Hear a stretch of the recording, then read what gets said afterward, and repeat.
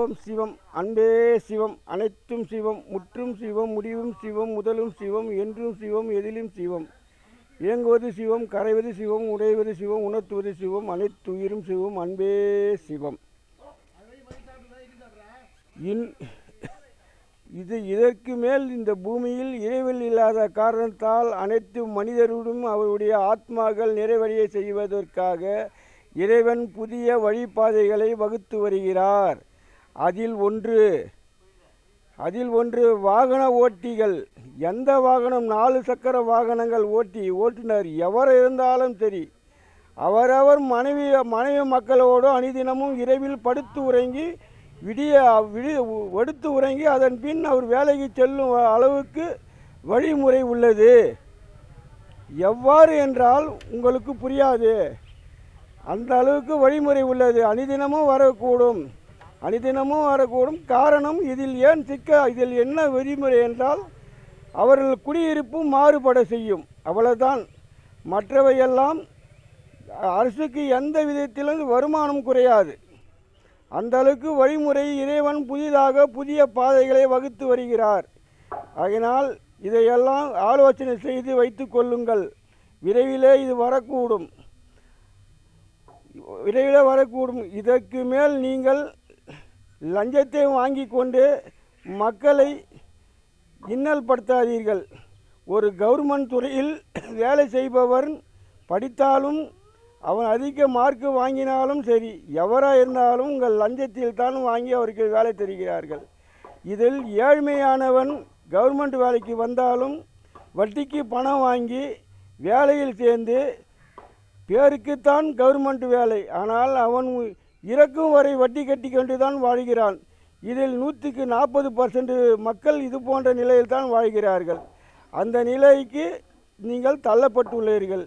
ஏழை மக்கள் நிலை மிக கொடுமையாகவும் உள்ளது. அதனால் இதெல்லாம் மாறுபட இது மூல காரணமாக இருக்கும். எரிவதை அடக்கினால் கொதிப்பதை அடங்கும். அதற்கு பாவத்திலிருந்து மனிதன் விடுபட வேண்டும். அந்த பாவத்தின் சம்பளம்தான் அணிதினமும் எந்த வாகனம் ஓட்டி எந்த இடத்தில் எங்கு சென்றாலும் அவர் மனைவுடன் செல்வதற்கு வழிமுறை நிறைய உள்ளது. அது எவ்வாறு என்று பொறுத்து கவனியுங்கள். எமக்கு தெரியும். உங்களுக்கு உடனே தெரிவிக்க வேண்டுமென்றால் என்னை அணுகுங்கள்.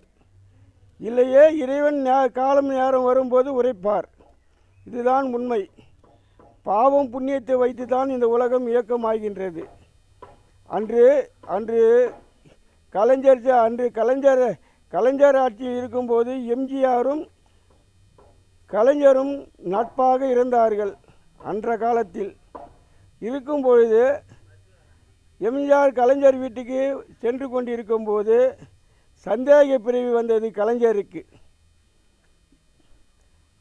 காரணம், அவருடைய பெரிய மகன் முத்து எம்ஜிஆர் முகம் போன்று இருப்பான்.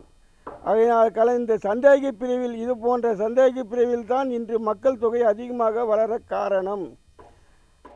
இது இறைவன் படைப்பு. காரணம், நீங்கள் நடமாடும் பொருட்களை பதுக்கி வைத்தீர்கள்.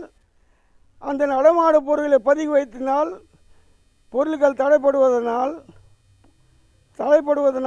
தடைப்பட்டதனால் மக்கள் தொகை வேகமாக உருவாக்க நிலை இறைவனுக்கு வந்தது. அந்த நிலைக்கு எவ்வாறு செயல்படுவது என்றால் இவ்வாறு தான் அவர் மாற்றி அமைப்பார். மாற்றி அமைக்கும்போது சந்தேக பிரிவில் தான் இன்றைக்கி காவல்துறைக்கு வேலையாக உள்ளது. சந்தேகம் என்றால் காவல்துறைக்கு வேலையே கிடையாது. அதே நிலையில் தான் வாழ்ந்து கொண்டிருக்கிறார்கள். இது ஏன் அவருக்கு எத்தனையோ மனிதர்கள் செய்யும்போது ஏன் கலைஞர் பற்றி கூறுகிறேன் என்றால், ஒரு நாட்டை ஆள்பவன் கடவுளுக்கு சமமானவன். அவனே இந்த நிலைக்கு வாழும்போது அந்த நாட்டு மக்கள் எந்த நிலைக்கு வாழ்வார்கள்? இது கடவுளின் வகுப்பு. அதனால் கூறுகிறேன், திருந்தி வாழுங்கள். அன்பே சிவம்.